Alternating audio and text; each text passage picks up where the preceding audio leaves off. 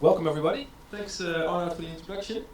Like Arno said, Jochem Kleine, working at Xebia as a cloud consultant by day, and by night I slip into the indie developer role. Now today we're going to talk about building a serverless character profile creation pipeline using Python and AI, a lot of words, which is actually part of a larger project I'm working on, a game called Roads.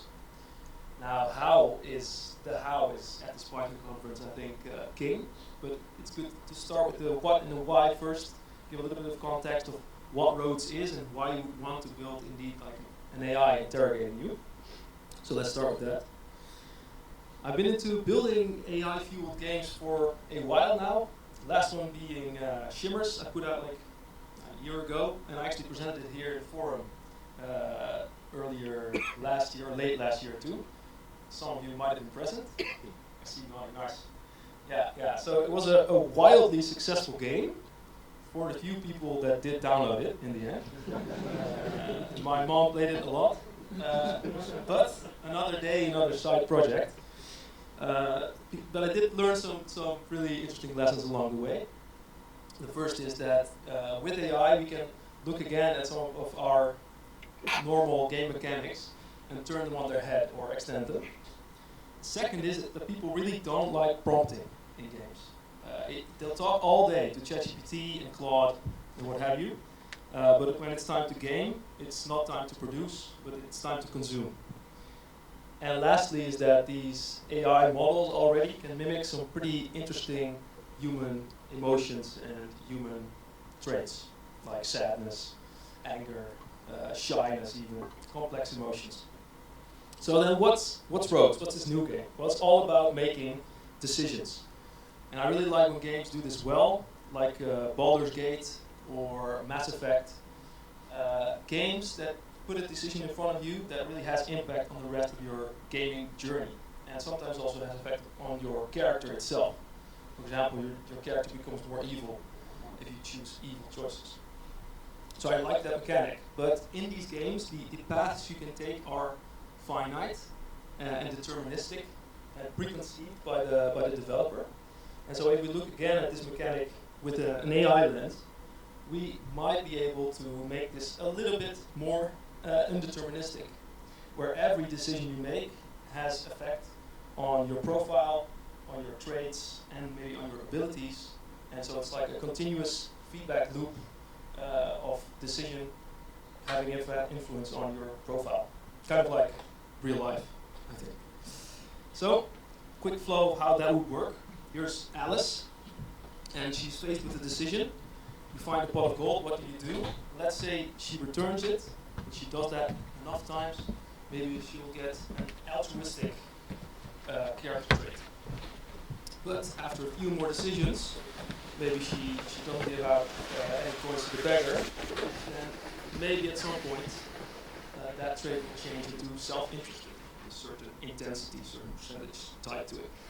So that's the premise of the game. And now imagine it in multiplayer form. There's all kinds of people running around, all with their own profiles, following their own road.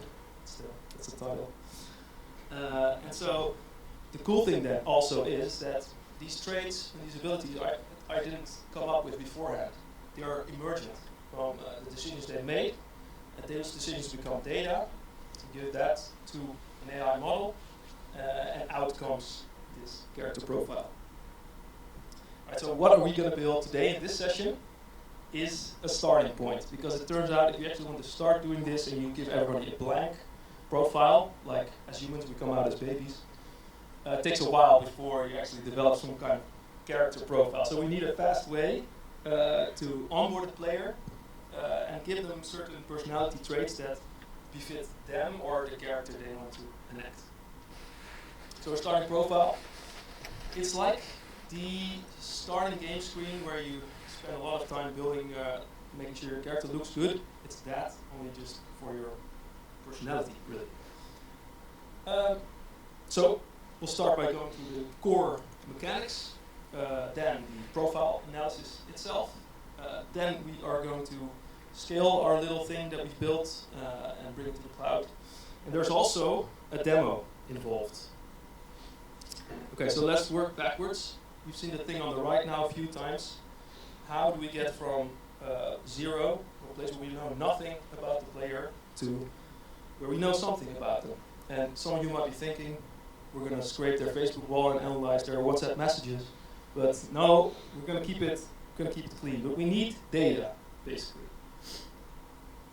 So when you think to yourself, how do you quickly get to know somebody at a pub or whatever? You ask questions. You start with some plain questions. Who are you? What do you like? Where are you from? And then if you're a good listener, you'll start asking follow-up questions. If you want to get really deep, at some point you ask some great questions that have no right or wrong answer. So these are some things that we want to model to get to know our player better. So for example, here's us on the right, the narrator, asking what's your favorite color.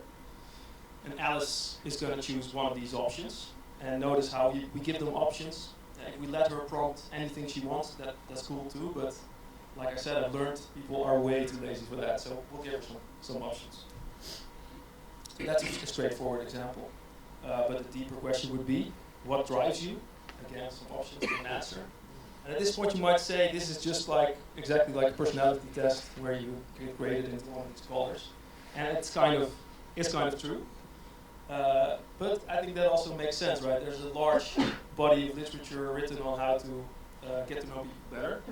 And so it makes sense to use this, except we will do more, because we're going to ask about why they chose that option. And maybe given everything the player has answered so far, we'll also ask some different questions. So that's what we're going to build using these guys, OpenAI, Anthropic, and Google models. Well, specifically the left, the two on the left is what we use today. So let's build. So we'll start with the client requesting a question, basically. So we need like a generate question function, and then in a little loop, they'll return the questions and the options. We'll also generate some options. And that loop will basically execute until at some point we want to stop and say we have enough data, we're going to generate a profile. Now, in the real example or the real application, I don't know how long this is going to go for. We're just going to go for like 6 questions in the demo at the end of this presentation. So, most important line of the presentation? Nah, it's not. But there's more nuance to it. But if you haven't tried out just playing with these LLMs, and I'm sure all of you have at this point, it's a good way to blow through some money. So basically, initiate the client, make a base prompt or a system prompt, and in this case we'll use GPT-4o Mini, so it's good to consider different models for different use cases. I found that for asking questions, this is a fine model. It's fast enough because the user is going to be waiting for GPT-4o Mini to execute, but still with enough quality and cheap enough to use. So a system prompt might look something like this. So you are creating a personality assessment for a game character, which I think is also cool, right? Because this AI stuff is trained on ginormous amounts of data, a lot of it also psychological data and game data, and now we get to combine these two fields, which is nice, I think. And another example of what you might want to do is few-shot learning. So way back in the day, like 2 years ago, we used to have to fine-tune models, and that was a lot of effort. Now, I'm not saying that few-shot learning is the same, but it might get you some of the way there. So Google that if you want to know more about that. It's a useful technique. So like I said, in our test, we want to also take the previous questions and feed that into the model for the next question. So basically, just some simple logic will build up the conversation locally and give that to the LLM to judge and to generate the next question. Now this alone will work, but it'll give questions that are a little bit one-dimensional. And the only way that I found to make this work well is like to start with some plain questions, ask them some why questions, and at some point some scenario questions, is to just use different prompts altogether. So I just made a bunch of prompts, and this one loops through a different prompt based on the question number. And then lastly is strict formatting. But these LLMs are non-deterministic, so basically it can never be really strict. But if your temperature is low enough, so below 1, like 0.8, if you raise the temperature high enough, sometimes they get liberal with the interpretation of a JSON object. But this works basically always in my testing. So we'll just ask for the options of text and, importantly, also an analysis. So motivation. Why did you ask this question? And that's because once all these questions are generated, we'll send all the data to a master psychologist that's going to actually produce the model. So we have or produce the profile. So we have like little models sending their input to the master. So add it on to the base prompt and we're good to go. And they'll produce questions like this. What do you value most in life? Which I think is fine, it's deep enough. And then here's a few choices. And yeah, none of they're not right answers, so to say. So there's enough leeway there. And an analysis, like we said. So in the demo, I might have to hurry up because there's a long presentation. We have a demo. We'll also see a visual representation of it. So it looks like this. So the profile analysis then, basically all techniques we've seen so far, it's API calls all the way down, which is nice because with simple Python, you can get a long way in this age of AI, which is cool. So like I said, for this task, because the output is really important to be qualitatively good, I selected a bigger model, more expensive model, and also the user can wait a longer time for just this once. So in this case I used GPT-4o, but could have even been a reasoning model. Just submit all the data that we've built up so far on this user, and then generate a profile. And it'll come out something like this. So based on the answers you gave, you might be ambitious and a little bit empathetic. Empathetic 0.5. A personality summary. And the AI will also generate a few abilities that this character has. So in a more visual format, looks like this.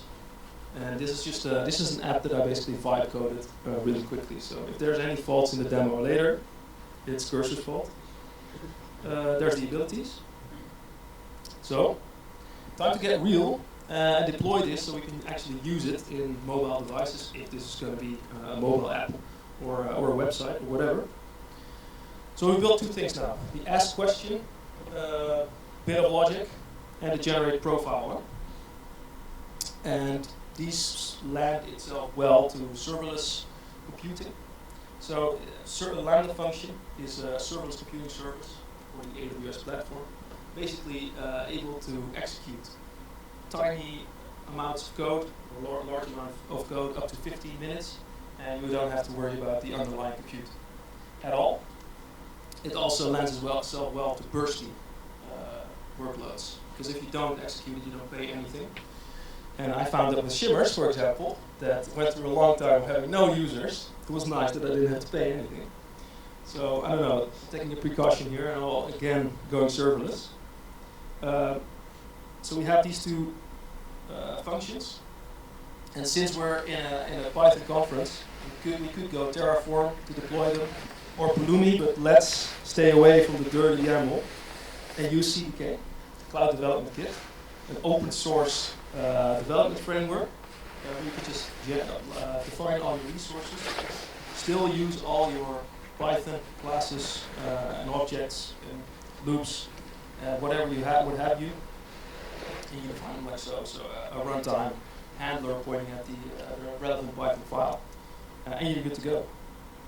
So you deploy it in 3 steps: CDK synth, which actually generates a JSON file with all the resources, but let's ignore that. It's Python. We're only looking at Python, and then we're deploying it basically, and AWS Cloud Formation picks it up and makes sure that it's deployed to the cloud.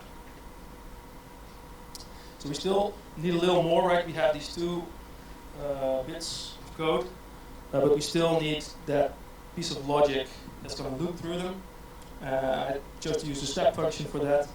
There's a visual workflow service, basically where you can define states and tie different serverless constructs together. So the init assessment here will just make a unique ID, track the question count. If it's done, we go to generate profile, otherwise go to ask question, and then return a result. Slap an API gateway in front of that, and the DynamoDB, and that's it for the main engine.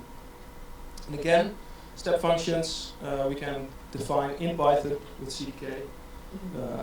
Defining a task works like this, and then you can basically do your Amazon states language. They call it also in Python, using syntax like this. Check it out. Visual looks like this, which is nice because you can inspect each and every step, see how long steps took, see where errors may have arisen. Yeah, it's a really nice service. So what we've done now is connected the two together, and actually now we already have a backend that could work for this application. But of course we want to take it just a little further, so it would also be sick if we could build custom visuals for each and every user. So each and every user might get their own profile, unique profile picture, based on their personality, and also get unique ability images based on their abilities that were generated. So again, we have a profile here with certain traits, and we want to transform that into something that looks a little better. So I have no idea what kind of images will be generated during the demo. I think so. It's like the demo effect squared in a little bit. It might generate anything. So if I don't get invited back next year, I think that might have something to do with it. So how do we actually create an image prompt from all this loose data? Well, you just throw more AI at the problem. Basically ask a smaller model to generate the prompt. And then the prompt will send to an Amazon Web Service called Amazon Bedrock Nova Canvas. It's an image generation service. There's many now that all models are basically multimodal. You can also use OpenAI's model or whatever. But this one works fine for my use case. And one nice feature that it also has, I don't know if the other suppliers do, is that it offers a background removal option too. So that's good because we want to remove the background and show it in our app. So we'll just put those API calls, two of them, in a separate lambda, and the ability image will store in an object storage called S3. And some of you might have noticed this earlier when I quickly showed you the step functions visual representation, but it's just another step in the step function, trigger image generation. And that triggers a separate state machine that has in parallel all the execution for the images. Yes. And once all the images have been generated, the last step kicks off. We give feedback back to our front end, and that's the entire flow. Let's quickly look at the full architecture because I heard only a few minutes left. This is what we had before. Basically, when it's done, generate the images, put them in S3, put a cloud front in front of it, content delivery network like Akamai or Cloudflare, and that's it. So that'll give us images like this, greed golem summoning. So it's like a nice image with a little bit of gold-plated golem, a persuasive pixie, or here it made me a fox and cunning. I did not answer truthfully to all the questions, so it might not be my actual personality, but I thought it was cool that the model decided to go for a fox because the core trait was cunning. So let's head to the demo.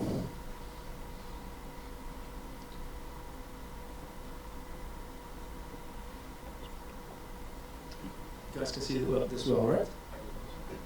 Arnaud, do you want to be the... yeah? Let's begin our journey. So, I hope my internet is up because without internet this app is basically useless. So it's going to ask with that what question, right? That we told it to before. Yeah, exploration. You're an explorer. Okay, let's do that. So I think I'm not sure. But I think the second one will also be okay. So it's asking now to what kind of places you would like to explore. Personal growth. Yeah. Nice. Nice. So now at some point it should start asking scenarios. Maybe. You discover a hidden path leading to a treasure guarded by a dragon. So it actually should have asked a question here at the end, and it didn't. So you could do a couple things. Any clue? Yeah? Negotiation. You're a peaceful guy. So 3 questions left. This one should then be a continuation on that. The dragon agrees to share the treasure, nice, but asks for a favor. So what I think actually is, I truncated the output a little bit too much here. But go ahead. What do you want? Trade deal? Empathetic inquiry?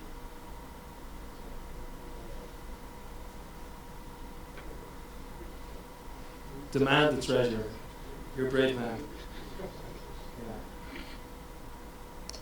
So now it shifted to a more conceptual, philosophical thing and out of the scenario. So what does your approach to conflict reveal about your beliefs? So it's, yeah. Dialogue first, yeah? It might just be a picture of you at the end. That'll be a good demo.